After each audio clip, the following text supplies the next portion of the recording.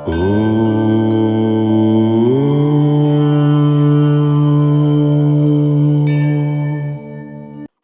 మంది డబ్బు సమస్యలతో ఇవాళ కామన్ అయిపోయింది. డబ్బు అనేది ఒక ఎనర్జీ అని ఎంతమందికి తెలుసు? ఇవాళ డబ్బులు సంపాదించటం చాలా ఈజీ, కానీ డబ్బులు కాపాడుకోవటమే కష్టంగా ఉంది. చాలా మంది విటమిన్ ఎం అని, ట్రియం అని రకరకాలుగా సరదాగా పిలుస్తుంటారు.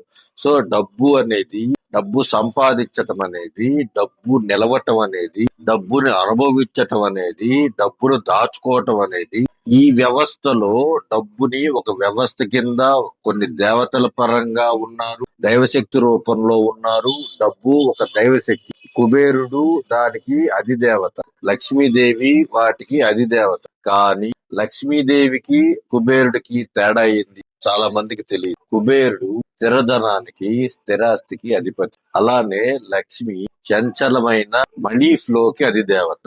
సో ఈ రెండు ఉండాలి. డబ్బు మన నుంచి ఫ్లో అవుతుండాలా, మనకి బంగారం రూపంలో, స్థిరాస్తి రూపంలో, ఆస్తి రూపంలో కొంచెం హోల్డ్ అయి ఉండాలా. ఇవన్నీ బ్యాలెన్స్ ఉండాలా. మీకు ఒక చిన్న ఎగ్జాంపుల్ చెప్తాను, ఇది వ్యాపారస్తులకి బాగా పనిచేస్తుంది. డబ్బు అనేది కొంచెం లెంతీ సబ్జెక్టు.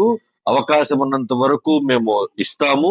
మీకు ఫుల్ దీని మీద కోర్సు కూడా తయారు చేస్తున్నాము. ఫైనాన్షియల్ హీలింగ్ అనే సర్వీస్ కూడా ఉంది. మీకు దాని గురించి డీటెయిల్స్ కావాలంటే మమ్మల్ని కాంటాక్ట్ చేయండి, మీకు నంబర్స్ అన్ని ఇస్తాము. మీకు వ్యాపారస్తులకి బేసిక్ రూల్ చెప్తున్నాము. ₹1 డబ్బు ఉంటే అది 4 విధాలుగా స్టోర్ అయి ఉండాలి. 1 పావల లిక్విడ్ క్యాష్ రూపంలో ఉండాలా, 1 పావల బంగారం రూపంలో ఉండాలా, 1 పావల వస్తువు రూపంలో ఉండాలా, అంటే సరుకు రూపంలో ఉండాలా, 1 పావల స్థిరాస్తి రూపంలో ఉండాలా. మనం సంపదని బిల్డ్ చేసుకోవటం ఈ రూపంలో యావరేజ్ చేసుకుంటూ రావాలా. ఎందుకు అంటే మనకి గ్రో వచ్చేటప్పుడు కొన్ని సమస్యలు వచ్చినప్పుడు మీకు ఫస్ట్ చేతిలో ఉన్న డబ్బు అయిపోతుంది.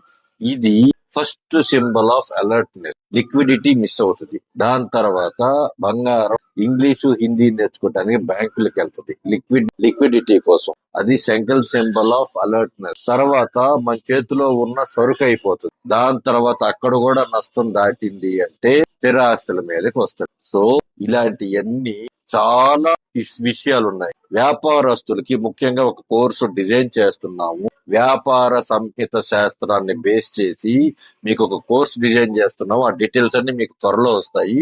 ఇది బేసికల్ గా జనరల్ గా డబ్బు గురించి. సో డబ్బుని నెగ్లెక్ట్ చెయ్యొద్దు, వేస్ట్ చెయ్యొద్దు, డిస్రెస్పెక్ట్ చెయ్యొద్దు. డబ్బు చాలా విలువైంది. ఎస్పెషల్లీ కలియుగంలో మీరు ఎంత తెలివిగల వాళ్ళ, మీరు ఎంత మంచి వాళ్ళ, మీరు ఎంత సహాయం చేసేవాళ్ళ, మీ దగ్గర ఈ బలం లేకపోతే విషయము, సమాజం రెస్పెక్ట్ చేసే విధానము, సమాజం మీకు రియాక్ట్ అయ్యే విధానము వేరు.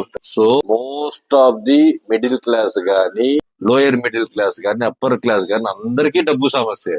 లోయర్ మిడిల్ క్లాస్ కి ఏమో ఖర్చులకి చాలా సమస్య, మిడిల్ క్లాస్ కి ఏమో బాధ్యతలకి చాలా సమస్య, అప్పర్ క్లాస్ కి ఏమో ఎట్లా కాపాడుకోవాలనే సమస్య. సో ప్రతి ఒక్కళ్ళు సమస్య కింద చూస్తున్నారే గాని దాంట్లో ఏం చెయ్యొచ్చు, ఎన్ని చెయ్యొచ్చు అని చాలా మందికి మర్చిపోతున్నారో, లేదంటే ఫ్లో ఆఫ్ లైఫ్ లో నెగ్లెక్ట్ చేస్తున్నారో తెలియటం లేదు. సో ఇలాంటి డబ్బు విషయాలు ఇంకా చాలా ఎపిసోడ్స్ వస్తాయి, మీకు చాలా కోర్సులు వస్తాయి, చాలా రిపేరింగ్ వర్క్ ఉంటుంది. ఆర్థిక సమస్యలకి ఫైనాన్షియల్ హీలింగ్ అని చేస్తాము.